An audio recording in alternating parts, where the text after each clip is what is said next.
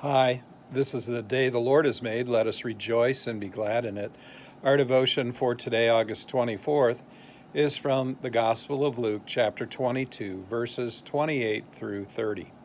Verse 28, "You are those who have stayed with me in my trials." Jesus is speaking to his disciples after the Passover meal. He has changed to what we call the Lord's Supper. Judas is already gone, making arrangements to betray Jesus to the high priest and the Jewish council. Jesus is speaking of the way these 11 have stayed with him through everything. They have stayed with him and continue to stay with him in all his trials. But that's going to change, isn't it? And of course, Jesus knows it's going to change.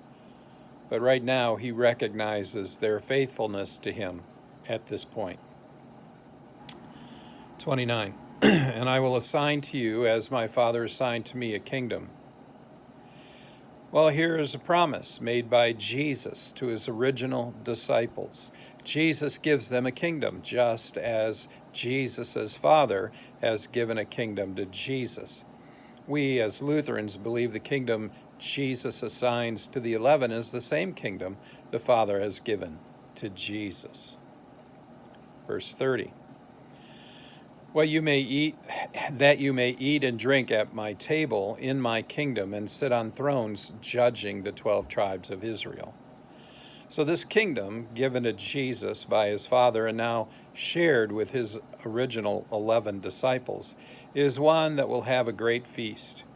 And his disciples are invited to eat and drink at that, Jesus' table, in Jesus' kingdom, and to sit on thrones judging the 12 tribes of Israel. So the 11 will assist Jesus in the judgment of those 12 tribes of Israel. Think about how amazing this promise is to the 11 original disciples. Then think about how the fate of Saul, also called Paul, was perhaps destined for one judgment, but by God's grace, by Christ's grace, had that judgment altered on the road to Damascus.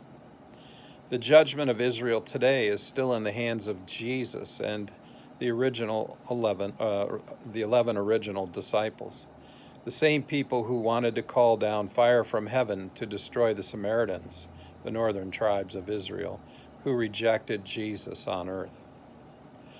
Let us give thanks again for the grace of Jesus in our lives, who judges us himself and has declared those who believe in him to be forgiven.